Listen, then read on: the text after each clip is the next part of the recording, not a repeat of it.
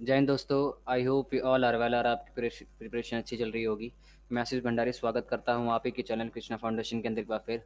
तो आज हम पढ़ेंगे 10th क्लास की साइंस, जिसमें हम पढ़ने वाले केमिस्ट्री की। ठीक है। अगर आपने मेरी पहले की वीडियोस नहीं देखी है 10th क्लास की तो जाके देख सकते हैं, प्लेलिस्ट बना दी गई है और जाके आप आराम से उनको वीडियो का एक्सेस कर सकते हैं। ठीक है। और चैनल पर नए हो तो चैनल को लाइक कीजिए, सब्सक्राइब कीजिए, शेयर कीजिए अपने दोस्तों के साथ। Definitely it will have benefits in every aspect of your examinations. ठीक है, स्टार्ट करते हैं। और तो अगर आप इस पूरे के पूरे कोर्सेज़ का फुल एक्सेस चाहते हैं, जो 3 से 4 क्लासेस होने वाली है, डेमो क्लासेस होने वाली है, फिर ठीक है, उसके बाद जो क्लासेस है वो पेड हो जाएंगी। ठीक है। तो अगर आप चाहते हैं कि पूरा का पूरा पेड ग्रुप ज्वाइन करना चाहते हैं तो आपको क्या करना पड़ेगा। तो सामने आपको एक क्यूआर कोड दिख रहा होगा स्क्रीन पे। ठीक है, इसको आपको स्कैन करना है। ठीक है, और आपको उस पर पेमेंट करनी है ओनली 21 रुपीज़ की। सिर्फ 21 रुपये की पेमेंट करनी है, ओनली 21 रुपीज़ की पेमेंट करनी है। 9278032677 इस नंबर के थ्रू भी पेमेंट पेटीएम कर सकते हो, या फिर आप क्यूआर कोड स्कैन करके जैसे ही आप पेमेंट करोगे इसी नंबर पे 9278032677 नंबर पर आपको मुझे अपनी पेमेंट हिस्ट्री भेजनी है स्क्रीनशॉट लेकर, जो आपने पेमेंट करी है।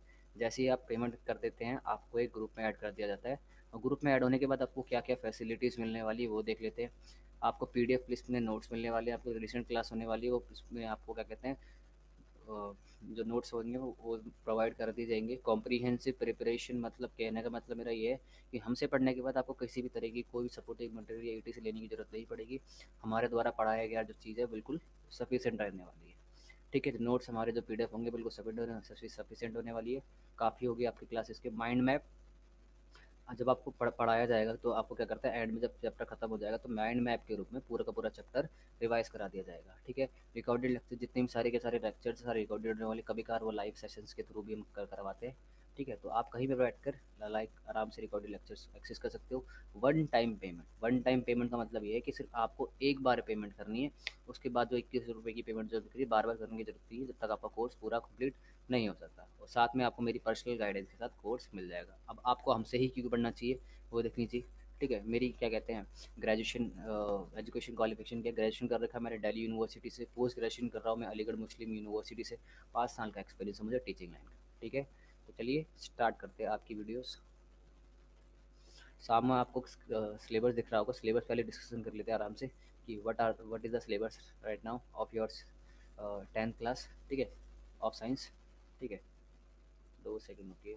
ठीक है। ठीक है। एक बार मैं इसको नोटिफिकेशन ऑफ कर देता हूँ। ठीक है, सामने आपको दिख रहा होगा पहला चैप्टर है आपका क्या कहता है, रासायनिक प्रतिक्रिया और अभिक्रिया और समीकरण। प्रतिक्रिया नहीं है, अभिक्रिया है। ठीक है। और समीकरण। ठीक है, दूसरा है आपका अम्ल क्षार और लवण के बारे में पढ़ेंगे।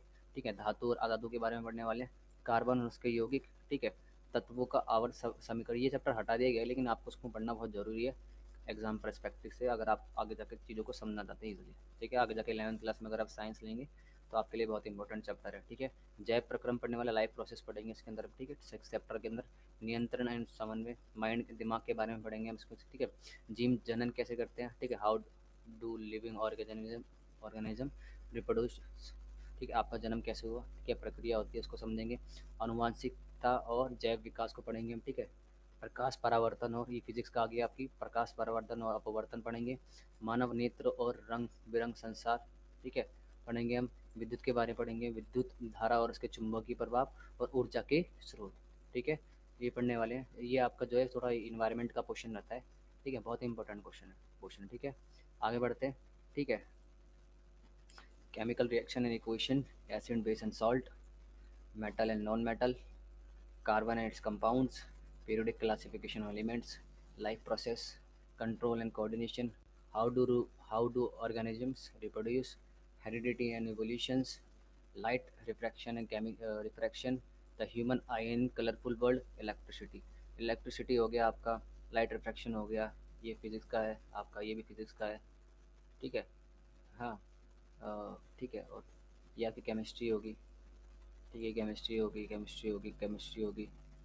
होगी, बायोलॉजी होगी आपकी, ये भी बायोलॉजी होगी, ये बायोलॉजी होगी और ये भी बायोलॉजी होगी। केमिस्ट्री के टोटल 4 चैप्टर है, बायोलॉजी के 4, और फिजिक्स के तब के टोटल कितने चैप्टर है, 3 चैप्टर है।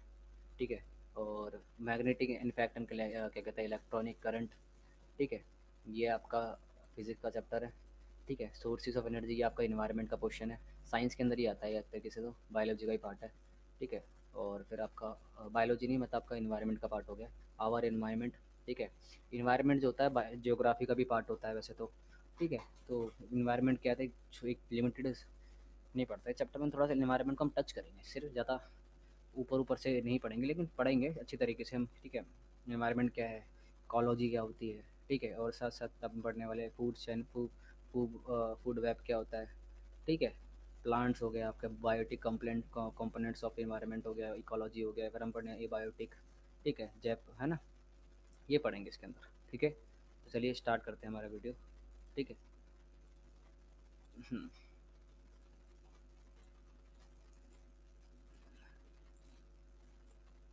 2 सेकंड रुकिए, स्टार्ट करते हैं क्लास।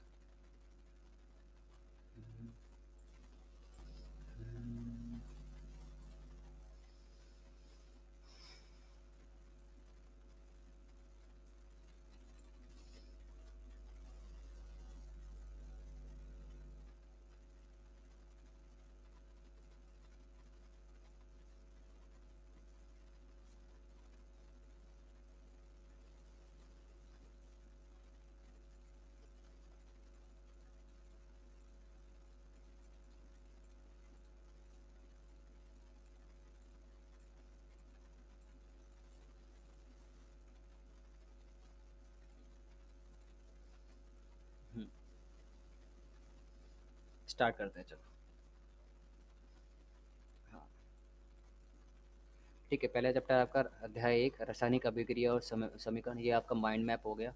चैप्टर को जब शुरुआत में एक बार देख लेते हैं क्या क्या पढ़ने वाले हैं हम, रासायनिक अभिक्रिया के बारे में पढ़ने वाले हैं, ठीक है। इसके प्रकार कितने होते हैं वो पढ़ेंगे हम इसके अंदर, ठीक है।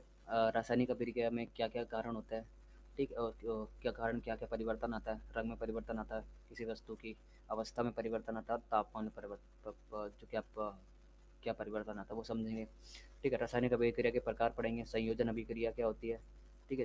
उसमें हम ऊष्माक्षेपी अभिक्रिया के बारे में पढ़ेंगे, वियोजन अभिक्रिया समझेंगे जिसको ऊष्माक्षेपी अभिक्रिया, जिसके अंदर क्या होता है आपकी विस्थापन अभिक्रिया, ठीक है। डिस्प्लेसमेंट, डबल डिस्प्लेसमेंट रिएक्शन पढ़ेंगे जिसको बोलते हैं अपक्षेषण अभिक्रिया, इसका एक भाग होता है, ठीक है। उप उपचयन अपचयन अभिक्रिया हो गया, ठीक है। उपचयन के प्रभाव क्या होता है, संक्षारण क्या होता है ना, विकृत गंधिता क्या होता है, उसके बारे में समझने वाले हैं, ठीक है, ठीक है।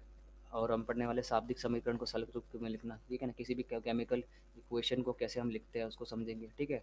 मैग्नीशियम ऑक्सीजन, ये एक तो एग्जाम्पल हो गया, ठीक है, एक लिखने का तरीका हो गया। और रासायनिक अभिक्रिया को असंतुलित होती है तो उसको संतुलित कैसे करते हैं वो समझेंगे, ठीक है, ठीक है। वो समझाने, द्रव्यमान संरक्षण का नियम पढ़ने वाले हम, ठीक है। परमाणु संख्या का समान कैसे करते हैं, ठीक है, जब हम संतुलित करते हैं रासायनिक अभिक्रिया को। अभिकारक उत्पाद दोनों उपस्थित, मतलब अभिकारक क्या होता है और उत्पाद क्या होता है रासायनिक अभिक्रिया में, वो समझेंगे हम। तत्वों की भौतिक अवस्था को लिखना, जैसे कि ठोस को एस में लिख कि जब जब रासायनिक अभिक्रिया में जब क्या कहते हैं तत्वों को लिखा जाता है तो उनको उनकी भौतिक जो अवस्था होती है उनको लिखना पड़ता है। जैसे कोई भी तत्व होता है वो 3 चीज़ों में हो सकता है, या तो वो ठोस सकता है, या तो द्रव्य हो सकता है, या फिर जलीय हो सकता है, ठीक है। समझने आगे, और गैस हो सकता है। ठोस मतलब कि आपका सॉलिड, द्रव मतलब लिक्विड, जलीय मतलब एक्वस, ठीक है। और गैस मतलब कि जी से मतलब कि गैस, ठीक है। समझने आ गया। एक बार इसको और देख लेते हैं इंग्लिश में, ठीक है। केमिकल रिएक्शन एंड इक्वेशन, ठीक है। रिएक्शंस के बारे में पढ़ने वाले, रिएक्शंस क्या होती है, टाइप ऑफ रिएक्शंस पढ़ेंगे, कॉम्बिनेशन रिएक्शन, एक्सोथर्मिक रिएक्शंस हो गया आपका, डिकम्पोजिशन रिएक्शन जिसके अंदर एंडोथर्मिक रिएक्शन के बारे में पढ़ेंगे, डिस्प्लेसमेंट रिएक्शंस हो गए पढ़ेंगे हम, डबल डिस्प्लेसमेंट रिएक्शन पढ़ेंगे इसके अंदर, ठीक है, ठीक है। प्रिसिपिटेशंस, ठीक है। ये हो गया। ऑक्सीडेशन क्या होता है, रिडक्शन क्या होता है, रिएक्शन क्या होता है, इफेक्ट ऑफ ऑक्सीडेशन है ना, कोरिजन्स हो गया आपका, ठीक है। मैग्नीश, ये आपका simple way to write word equation, किसी भी रासायनिक केमिकल इक्वेशन को कैसे हम राइट फॉर्म करते हैं, ठीक है, ठीक है ना। देखो केमिस्ट्री के अंदर जैसे मैग्नीशियम है, मैग्नीशियम हो गया, ऑक्सीजन हो गया, उनके कुछ ना कुछ क्या कहते हैं एलिमेंट, उनके नेम होते हैं। जैसे मैग्नीशियम को एम के द्वारा रिप्रेजेंट किया जाता है, ऑक्सीजन को O2 द्वारा रिप्रेजेंट, O के थ्रू रिप्रेजेंट किया जाता है, ठीक है। मैं ठीक है, तो क्या समझ आ गया, एंड हो जाके क्या बनता है, ठीक है। और हम अनबैलेंस इक्वेशन क्या होती है उसको समझाएंगे, बैलेंस इक्वेशन को समझने वाले हम, ठीक है।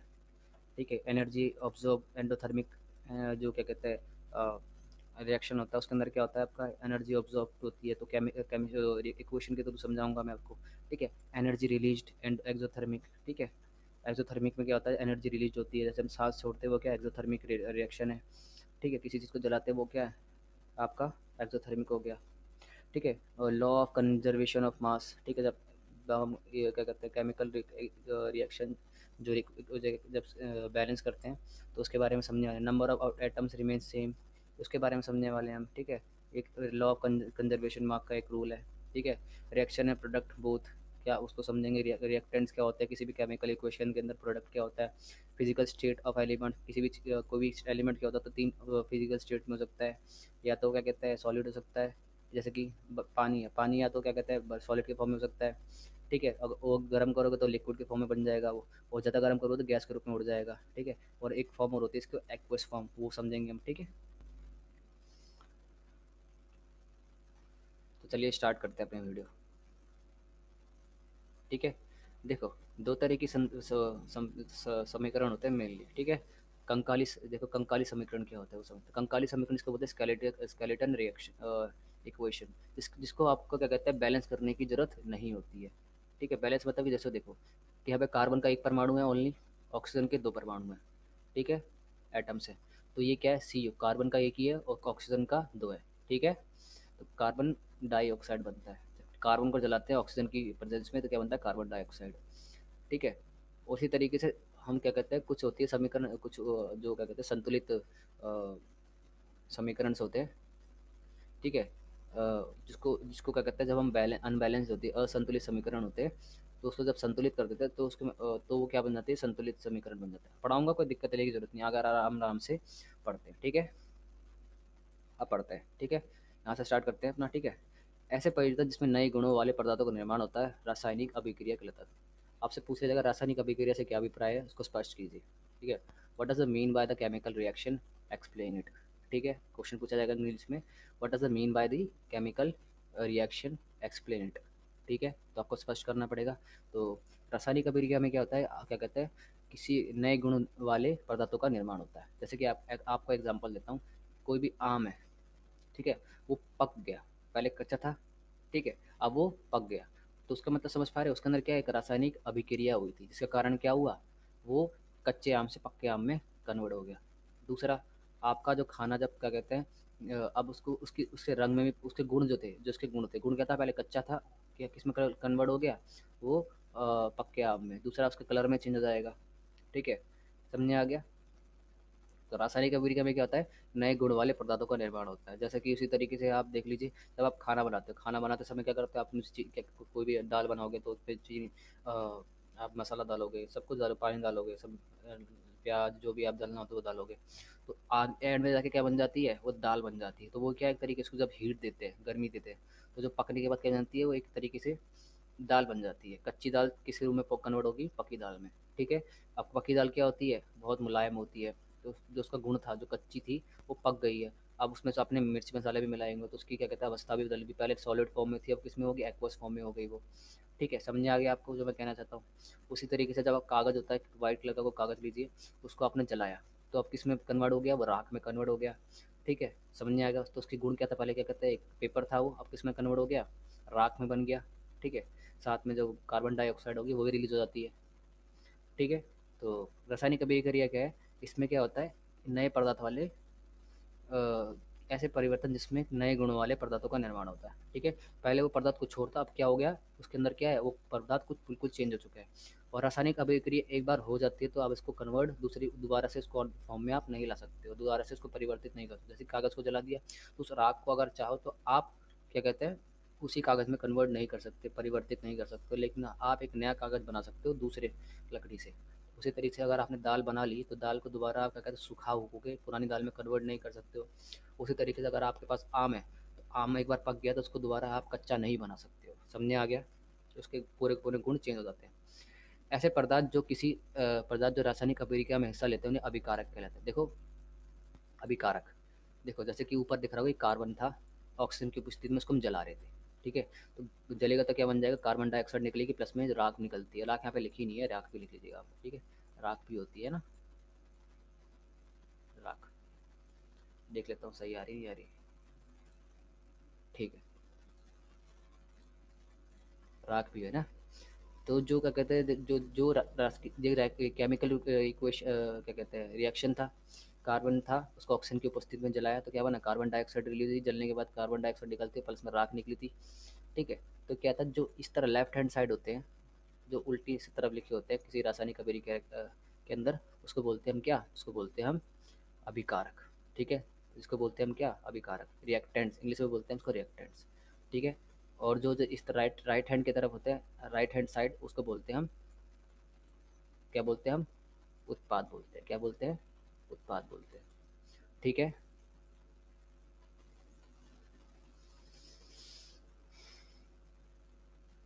तब केमिकल रिएक्शन समझते हैं क्या होते हैं तब। The process in which the new substance with the new property are केमिक, यहाँ पे एक होना चाहिए, वर्ड होना चाहिए, new chemical properties are form from any one or more substance is called chemical reaction. तो केमिकल रिएक्शन में क्या होता है, एक न्यू सब्सटेंस का निर्माण होता है, फॉर्मेशन होता है, जिसकी क्या कहते हैं, जो केमिकल प्रॉपर्टी होती है वो क्या होती है, डिफरेंट होती है अपने प्रीवियस फॉर्म से। जिस तरीके से आपने दाल का एग्जांपल लिया था, अभी समझा था, दाल क्या था, कच्ची दाल थी, वो एक अलग सब्सटेंस था, कन्वर्ट होकर किस में बन गई, एक्वस फॉर्म में बन गई। ठीक है। तो क्या हो गया वो, एक तरीके से धीरे धीरे कुछ शब्द मैं आपको ले रहा हूँ क्लासेस के अंदर, जैसे एक्वस हो गया, लिक्विड हो गया, गैस हो गया। अगर नहीं पता है तो अच्छी बात है, नहीं पता तो कोई बात नहीं है, धीरे धीरे करके आपको, और क्लासेस जैसे क्लास आगे बढ़ेगी तो चीज़ें समझ में आना आपको शुरू हो जाएगी। कभी कभार क्या तो चीज़ें नहीं होती तो हमारे लिए उसको लोग डिफ़िकल्ट लगती है, वो डिफ़िकल्ट होती नहीं है क्योंकि, लेकिन वो चीज़ें नहीं होती इसलिए हमें डिफ़िकल्ट लगती है, तो डिफ़िकल्ट है नहीं वो चीज़ें। ठीक है। तो process in which the new substance with the new property, new chemical property, यहाँ पे केमिकल और होना चाहिए था, chemical properties are form from any from one or more substance called chemical reaction. तो केमिकल रिएक्शन आपको समझ आ गया, उसमें क्या होता है, एक एक न्यू सब्सटेंस था, उसको वो किस में कन्वर्ट हो गया, ठीक है, दूसरे सब्सटेंस में कन्वर्ट हो गया, और उसकी क्या है, केमिकल प्रॉपर्टी क्या है, वो क्या है, अलग है, जो पहले पहले उसका जो स्टेट था वो बिल्कुल अब चेंज हो चुका है। दाल का एग्जांपल दिया मैंने आपको, आम का एग्जांपल दिया, ठीक, कागज़ का एग्जांपल दिया। ठीक है। ठीक है। The substance in which take part in chemical reaction is called reactants. जो केमिकल रिएक्शंस में पार्टिसिपेट करते हैं, ठीक है, तो उनको क्या बोलते हैं, जो केमिकल इक्वेशन जब लिखते हैं हम, तो जो उसके ये क्या है, एक समीकरण है, हमें क्या कहते हैं उसको दिखाने के लिए, हमने क्या किया, कागज़ कार्बन लिया, उसको जलाया, ऑक्सीजन की उपस्थिति में क्या बना, कार्बन डाइऑक्साइड निकली, निकली थी। तो इसको लिख दिया हमने, कार्बन को सी से रिप्रेजेंट करते हैं, ऑक्सीजन को ओ से रिप्रेजेंट करते हैं। ठीक है। तो क्या बना, कार्बन डाइऑक्साइड बनी, प्लस में एस बनेगी, राख जिसको बोलते हैं ना। ठीक है। वो भी बनेगी इसके साथ। ठीक है। तो लेफ्ट हैंड साइड जो होती है केमिकल इक्वेशन के अंदर, तो उसको क्या बोलते हैं हम, इसको बोलते हैं रिएक्टेंट, जो क्या कहते हैं, पार्टिसिपेट कर रही है किसी भी केमिकल इक्वेशन के अंदर। ठीक है। उधर राइट हैंड साइड होती है, उसको बोलते हैं हम क्या, इसको बोलते हैं हम प्रोडक्ट, जो बन के अब तैयार हुआ है। ठीक है। जो रिएक्टेंट होगा केमिकल रिएक्शंस में और जो प्रोडक्ट होगा, दोनों में क्या होगा, बहुत डिफरेंस होगा, क्योंकि अब इनकी जो केमिकल प्रॉपर्टीज है वो क्या है, डिफरेंट है। जैसे कि रिएक्टेंट क्या था इसके अंदर, जैसे कि हमने कार्बन, जैसे कि हमने कागज़ को जलाया था, कागज़ को जलाया, ऑक्सीजन की उपस्थिति के अंदर, किसी भी चीज़ को जलाने के लिए आपको क्या चाहिए, ऑक्सीजन चाहिए। ठीक है। हाँ, ऑक्सीजन चाहिए होती है, किसी भी चीज़ को अगर आपको दहन करना है, जलाना है, तो आपको क्या चाहिए, आपको ऑक्सीजन चाहिए। तो कागज़ के लिए आपको कागज़ को आपने जलाया ऑक्सीजन की उपस्थिति में, तो एंड में जाके क्या बना, प्रोडक्ट क्या बना, कार्बन डाइऑक्साइड निकला, प्लस यहाँ पे कार्बन डाइऑक्साइड निकला, CO2 निकला, प्लस में क्या निकलेगा आपका, प्लस में क्या निकलेगा आपका, प्लस में निकलेगा आपका एस, क्या निकलेगा प्लस में एस, समझे आ गया। स्पेलिंग देख लीजिएगा, एच की स्पेलिंग थोड़ी गलत बनी हो। ठीक है। अब इसमें रिएक्टेंट कौन सी चीज़ें थी, यहाँ पे कार्बन था, कार्बन कौन सा था आपका, सॉलिड फॉर्म में था कार्बन। कोयला देख लीजिए, कोयले को जब जलाते हैं कार्बन तो होता है कोयला, प्लस में ऑक्सीजन। ठीक है। गैस। ठीक है। ये क्या है आपका, रिएक्टेंट हो गया, और ये क्या हो गया आपका, प्रोडक्ट हो गया। ठीक है। अब इसके एग्जांपल्स देख लीजिए थोड़ा। ठीक है। पेज डाउन करके देखो, page print scroll, page down, and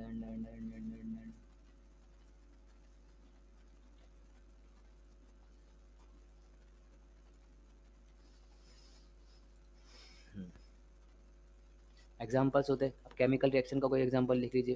देखिए, दो चीज़ें होती है, एक होता है केमिकल रिएक्शन, ठीक है, एक होता है फिजिकल चेंज, फिजिकल चेंज उसके बारे में आपको समझाने वाला हूँ। ठीक है। पहला डाइजेशन ऑफ फूड, जैसे आपने खाना खाया, खाना पच गया आपका, तो आप चाहो भी तो उस खाने को दोबारा उसी रूप में कन्वर्ट नहीं कर सकते हो, ठीक है। एक तरीके रेस्पिरेशन, जब आप सांस लेते हो और छोड़ते हो तो क्या होता है, वो भी एक तरीके से क्या होता है, वो आपका वो भी क्या होता है एक तरीके से, वो भी आपकी क्या होती है, केमिकल रिएक्शन होती है। कौन सी रिएक्शन होती है, आगे जाके समझाऊंगा। रस्टिंग ऑफ आयरन, अगर एक आयरन के अंदर जंग लग गई तो जंग को आप मिटा तो सकते हो, लेकिन जो क्या कहते हैं जंग जो बनी है उससे दोबारा आप लोहा बना सकते हो, नहीं बना सकते ना। बर्निंग ऑफ मैग्नीशियम रिबन, ठीक है, जब किसी मैग्नीशियम रिबन होता है, ये केमिकल एक क्या कहते हैं एक्सपेरिमेंट था, उसको समझाऊंगा मैं, एनसीईआरटी में इसके बारे में दे रखा है, ठीक है। तो जब जलाएंगे तो क्या निकलती है, एक वाइट कलर की लाइट जलती है और मैग्नीशियम ऑक्साइड बनता है, ठीक है।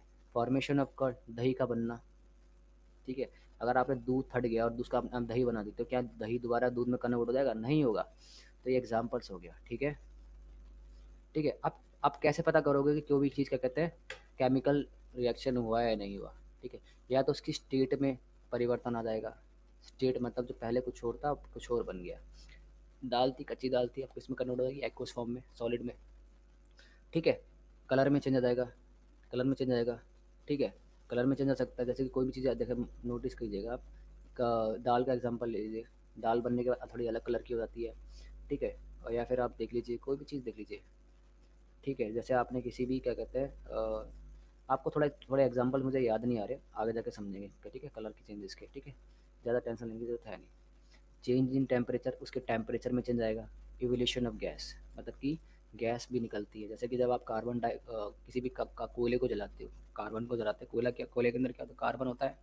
तो जब कोयला जलता है तो क्या निकलती है, गैस निकलती है आपकी, कार्बन डाइऑक्साइड, CO2, ठीक है। तो केमिकल रिएक्शन हुआ है, आप कैसे पहचानोगे, जैसे कि आपका एक चीज़ और होती है उसकी क्या कहते हैं स्मेल में, उसमें क्या कहते हैं आपका, उसके कभी कभार क्या होता है केमिकल रिएक्शन होती है तो स्मेल में चेंज इन स्मेल, स्मेल में चेंज परिवर्तन भी आता है। उसमें अलग तरीके की जो खुशबू होती है क्या कन्वर्ट किस में कन्वर्ट हो जाती है, बदबू में परिवर्तित हो जाती है। जैसे कि खाना था बना और फट खाना जब खराब हो जाता है उसमें से बदबू आना शुरू हो जाती है, तो वहाँ पे क्या हुआ, एक तरीके से केमिकल रिएक्शन हुआ है। समझे आ गया आपको, ठीक है। उदाहरण देख लेते हैं अब इसमें इंग्लिश में, कोई भी रासायनिक अभिक्रिया हुई है तो भोजन का पाचन, श्वसन, लोहे में जंग लगना, मैग्नीशियम फीते का जलना, मैग्नीशियम रिजर्व जिसको बोलते हैं, रेवन जिसको बोलते हैं, दही का बनना। एक से एग्जाम्पल्स हो गए आपके किसके। तो आपको बोला बोला जाएगा कि रासायनिक अभिक्रिया से क्या अभिप्राय है, इसको स्पष्ट कीजिए। तो आप क्या करोगे, ऐसे परिवर्तन जिसमें नए गुणों वाले पदार्थों का निर्माण होता है उसे रासायनिक अभिक्रिया कहते हैं, ठीक है। ठीक है, जो रासायनिक अभिक्रिया में भाग लेते हैं, ठीक है, उनको बोलते हैं अभिकारक। और ऐसे पदार्थ जिनका रासायनिक अभिक्रिया के बाद निर्माण होता है उसको बोलते हैं उत्पाद। ये आप क्या दे दोगे, एग्जांपल दे दोगे, जैसे भोजन का पाचन, श्वसन हो गया, लोहे में जंग लगना हो गया, मैग्नीशियम रिवन का जलना हो गया, और दही का बनना, ठीक है। ठीक है, अब आपसे क्वेश्चन पूछेगा कि रासायनिक अभिक्रिया को आप कैसे पहचानेंगे, क्वेश्चन आ सकता है। रासायनिक अभिक्रिया को स्पष्ट कीजिए, और रासायनिक अभिक्रिया कैसे पता करेंगे किसी वस्तु के साथ रासायनिक अभिक्रिया हुई है। तो पहले तो सबसे पहले रासायनिक अभिक्रिया अभिक्रिया की आप परिभाषा देंगे, ठीक है। ऐसे पदार्थ जिसमें नए गुणों वाले पदार्थों का निर्माण होता है रासायनिक अभिक्रिया कहलाता है, ठीक है। ठीक है, अब उसमें क्या, उसकी अवस्था में परिवर्तन आ जाएगा, ठीक है। रंग में परिवर्तन आ जाएगा, उसका तापमान में परिवर्तन आएगा, और गैस का उत्सर्जन या फिर गैस का उत्सर्जन होगा, ठीक है। समझने आ गया आपको।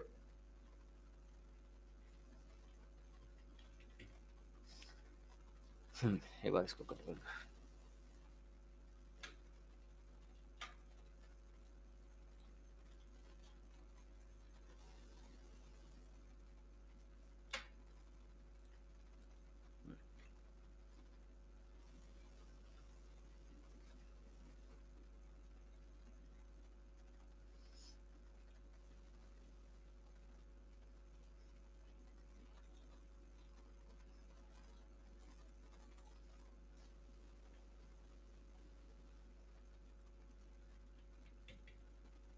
Ways of representing a chemical requisition, किसी भी केमिकल रिएक्शन को आप कैसे रिप्रेजेंट करते हो, अगर आपको कॉपी पे लिखना हो, ठीक है। देखो, आप किसी को समझाने के लिए आपको उस अभिक्रिया जो हुई है उसको समझाने को लिखोगे, जैसे कि आपने नंबर को भी सिंबल दे रखा है, वर्ड्स को भी सिंबल दे रखा है ना, आ, उसका जो प्रोनाउंसिएशन किस तरीके से तो लिख देते हो आप ना, तो आप समझ सकते हो उन्होंने क्या लिखा, जैसे आ लिखा तो उसका मतलब क्या है, आ है, कैसे बोल सबको पता है। तो इसी तरीके से कोई भी रासायनिक अभिक्रिया होती होती है तो किस तरीके से उसको लिखा जाता है उसको समझेंगे, ठीक है। यहाँ पे आपको एग्जांपल दे रखा है, थोड़ा उसका जूम और कर लूँ क्या? थोड़ा जूम और कर लेते हैं, एक बार देख के लेते हैं। सही आ रही नहीं आ रही? ठीक है, सही आ रही है।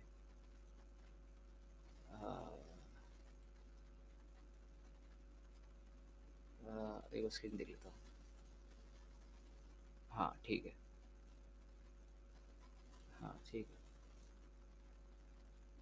समझ आ गया। हाँ ठीक। रासायनिक रासायनिक परिवर्तन को प्रदर्शित करना, ठीक। अब कैसे रिप्रेजेंट करेंगे? जैसे अब आपने लिखा जिंक लिया, जिंक लिया और उसके साथ आपने क्या मिला दिया? उसके साथ किसकी अभिक्रिया मिलाई है? सल्फ्यूरिक अम्ल, जिसको बोलते हैं किंग ऑफ एसिड क्या होता है? Sulphuric acid. सल्फ्यूरिक अम्ल जिसको बोलते हैं। आपसे पूछा जाता है कि what is the king of acid, तो आप क्या लिखोगे? सल्फ्यूरिक अम्ल या फिर sulphuric acid is the king of acid, ठीक है। ठीक है, जिंक को किस में मिलाया आपने? सल्फ्यूरिक एसिड के अंदर, ठीक है। बहुत इसकी जो पीएच वैल्यू होती है वो बहुत ही कम होती है। पीएच वैल्यू क्या होती है हम पढ़ेंगे आगे जाके, ठीक है। मतलब बहुत ही ज्वलनशील पदार्थ होता है सल्फ्यूरिक एसिड। अगर आपने किसी के चेहरे पर डाल दिया, कहीं डाल दिया, तो वो तुरंत जला देगा उसको, अच्छी तरह गला देगा, इतनी इसकी अभिक्रिया होती है, तुम्हें पता है, ठीक है। तो जिंक, ठीक है।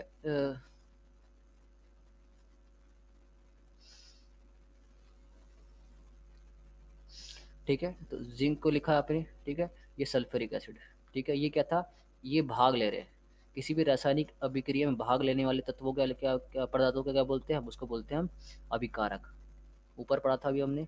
और रासायनिक अभिक्रिया के एंड में जिस पदार्थ का निर्माण होता है उसको बोलते हैं हम उत्पाद। तो क्या बना आपका? जिंक सल्फेट प्लस में हाइड्रोजन गैस रिलीज होती है, ठीक है। इसको तो आपने हिंदी में लिख लिया, फिर इंग्लिश में भी लिख सकते हो आप, जैसे कि ऊपर यहाँ पे दिखा रखा है, ठीक है। जिंक को आपने किस में करा? सल्फ्यूरिक एसिड में मिलाया, तो क्या बनेगा? जिंक सल्फेट बनेगा, प्लस में हाइड्रोजन गैस रिलीज होती है, ठीक है। अब इसको रिप्रेजेंट कैसे पढ़ोगे? केमिस्ट्री के अंदर जिंक को Zn से रिप्रेजेंट करते हैं, ठीक है। उस सल्फ्यूरिक एसिड का फॉर्मूला होता है आपका H2SO4। पता सल्फ्यूरिक अम्ल का जो समीकरण होता है वो क्या होता है? H2SO4। तो जिंक के अंदर आपने क्या मिलाया? H2SO4। ये क्या है आपका? रिएक्टेंट है। रिएक्टेंट्स क्या होते हैं?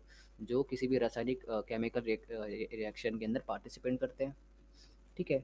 और प्रोडक्ट क्या होता है? जो क्या कहते हैं रिएक्शन के बाद जो उत्पन्न होती है, ठीक है। तो मिलाओगे तो क्या बन जाएगा आपका? जिंक SO4 प्लस में एक एंड में आपको हाइड्रोजन गैस भी रिलीज होती है, तो इसको रिप्रेजेंट कर दिया, ठीक है। समझ में आ गया आपको? हम्म, ठीक है। जिंक लिया आपने, किस में मिला दिया आपने उसको? H2SO4 के अंदर। तो क्या बना आपका प्रोडक्ट? क्या बना? ZnSO4, इसको बोलते हैं ZnSO4, जिंक सल्फेट भी बोल सकते हैं या फिर उसको, ठीक है। ठीक है, क्यों क्या एंड में उसके साथ कौन सी गैस निकलेगी? Hydrogen gas. इसको हाइड्रोजन गैस को तो इसके साथ एक सिंबल लगता है, जब कोई गैस निकलती है तो ऊपर की तरफ सिंबल लगा देते हैं, ठीक है। तो हाइड्रोजन गैस भी निकलेगी। तो लेफ्ट हैंड साइड क्या लिखते हैं हमेशा? रिएक्टेंट, जो केमिकल रिएक्शन के अंदर पार्टिसिपेट करती है। और राइट साइड क्या लिखते हैं? प्रोडक्ट, जो केमिकल रिएक्शन के अंदर बाद जो प्रोडक्ट बनता है उसको बोलते हैं प्रोडक्ट्स, ठीक है। हमारा क्या प्रोडक्ट बना जिंक के अंदर? H2SO4, मतलब कि सल्फ्यूरिक एसिड मिलाने पर हमारा बना जिंक ZnSO4, जिंक सल्फेट, और साथ में हाइड्रोजन गैस निकली। समझ आ गया?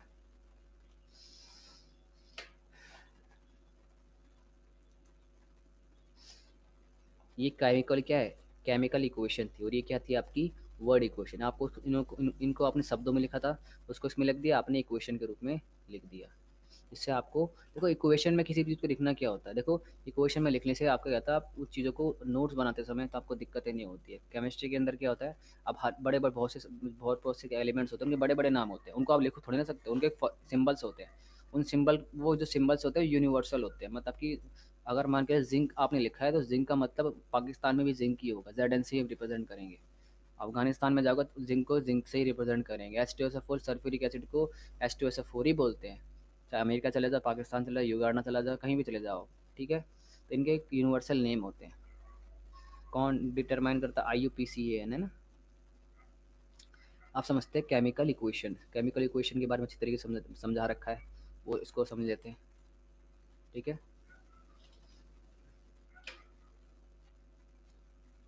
रासायनिक समीकरण, इक्वेशन, इसको बोलते हैं केमिकल इक्वेशन। रासायनिक अभिक्रिया और रासायनिक समीकरण द्वारा निरूपित की जाती है। मतलब कि किसी भी कोई भी रासायनिक अभिक्रिया होती है, जैसे कि रासायनिक अभिक्रिया क्या हुई यहाँ पर, आपने जिंक के साथ क्या मिलाया, सल्फ्यूरिक एसिड, तो क्या बना, जिंक सल्फेट प्लस में हाइड्रोजन। ठीक है, तो आपने इसको क्या कर दिया, एक क्या फॉर्मूला कहते हैं, समीकरण के रूप में लिख दिया, जिंक प्लस में H2SO4 प्लस में क्या बना आपका ZnSO4 प्लस में H2O। ठीक है, तो रासायनिक क्या कहते हैं, रासायनिक समीकरण क्या होता है, तो रासायनिक अभिक्रिया होती है, रासायनिक समीकरण द्वारा निरूपित की जाती है, निरूपित समझ से उसको दिखाया जाता है। रासायनिक समीकरण में तत्वों के प्रतीक या अभिकारक और उत्पादों को रासायनिक सूत्र उनकी भौतिक अवस्था के साथ लिखे जाते हैं। भौतिक अवस्था क्या होता है वो समझते हैं, जैसे कि ऊपर जाके देखते हैं। देखो, जैसे कि ये रासायनिक समीकरण एक सही तरीके का समीकरण है। ठीक है, ये क्या है, कार्बन है, तो कार्बन एस लिख रहे हैं, एस मतलब समझते हैं सॉलिड, सॉलिड मतलब कि ठोस। ठीक है, उसी तरीके से ऑक्सीजन गैस है, ये क्या है, गैस के फॉर्म में। तो हमने क्या लिखा, ये अभिकारक थे। ठीक है, एंड में जाके क्या बना आपका, कार्बन डाइऑक्साइड। कार्बन डाइऑक्साइड क्या होती है, गैस होती है। तो जब हम रासायनिक समीकरण लिखते हैं तो क्या करते हैं हम उसमें, हम उसके उसकी अवस्था होती है वो किस फॉर्म में थी पहले, उसको भी लिखना ज़रूरी होता है। पेपर में लिख दोगे तो बहुत अच्छा नंबर मिलने वाला है आपको। ठीक है, ठीक है। रासायनिक अभिक्रिया में आवश्यक परिस्थितियों जैसे कि ताप, दाब, उत्प्रेरक आदि को तीर के निशान से ऊपर की ओर या नीचे की ओर दिखाया जाता है। देखो, जैसे मान के चलो आपने क्या कहते हैं पानी गर्म कर रहे हो, या फिर आपने कागज़ को जलाया ऑक्सीजन की उपस्थिति में, कार्बन को जलाया। अगर आपको दिखाना हो तो किस में दिखाओगे, ताप दाब को एक एक निशान होता है, जैसे कि अगर हीट दोगे तो डेल्टा, डेल्टा द्वारा उसको रिप्रेजेंट किया जाता है, किसके द्वारा, डेल्टा बोलते हैं उसको। आगे जाके समझाने वाला हूँ। ठीक है, कोई दिक्कत नहीं, इस चीज़ को आप समझ जाओगे। ठीक है, कि मैं क्या बोल रहा था।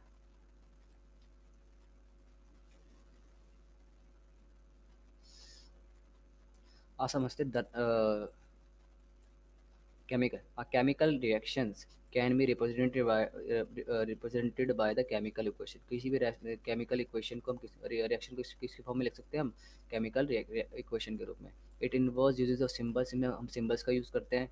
ऑफ एलिमेंट्स, जो एलिमेंट का सिंबल था, जैसे कि जिंक को हम किस में लिखते हैं, जिंक का सिंबल क्या है, Zn। या केमिकल फार्मूला, और या फिर उसको केमिकल फार्मूला, जैसे कि केमिकल फार्मूला किसका, जिंक सल्फेट का केमिकल फार्मूला। इसके तो केमिकल रिएक्शन के अंदर या तो हम एलिमेंट के नाम लिख देंगे, लिखे होते हैं, और साथ साथ में उसके फार्मूला भी लिखे होते हैं।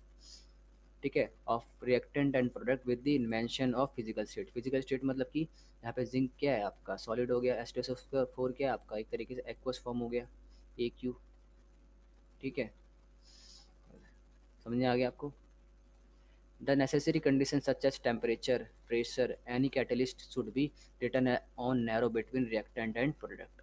ठीक है, जब मान के चले, जब भी हम किसी केमिकल रिएक्शन में हीट देते हैं, प्रेशर देते हैं, या किसी भी कैटलिस्ट का यूज़ करते हैं, दिखाना होता है, तो उसको भी हम किसी सिंबल के थ्रू यूज़ करते हैं, जैसे Zn को, या फिर क्या कहते हैं H2SO4 को हम सिंबल का यूज़ किया ना, उसी तरीके से अगर हम किसी भी केमिकल रिएक्शन के अंदर टेम्परेचर यूज़ करें, टेम्परेचर का यूज़ करें, जैसे कि आप खाना बना रहे हो, तो खाना बनाने के लिए आप क्या यूज़ करोगे, आप टेम्परेचर हीट दोगे उसको, या कागज़ जला रहे हो तो कागज़ जलाने के लिए टेम्परेचर दोगे, आप उसको ताप दोगे, है ना। तो उसको एक लिखने का तरीका होता है। ठीक है, आगे जाके समझेंगे।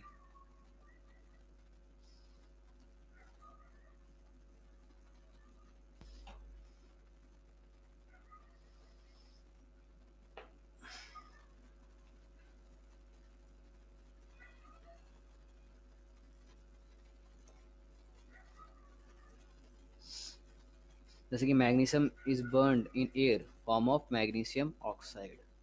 कोई मैग्नीशियम रिबन है, देखो मैग्नीशियम रिबन था आपका।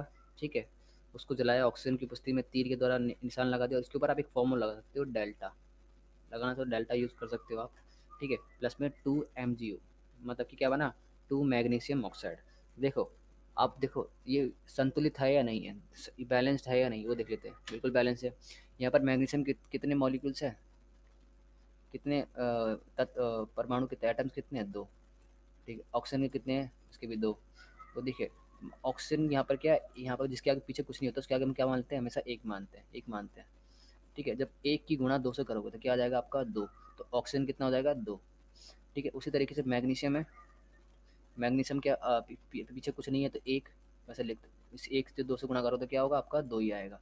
ठीक है, तो 2 मैग्नीशियम है, प्लस में 2 आपके ऑक्सीजन के परमाणु हैं।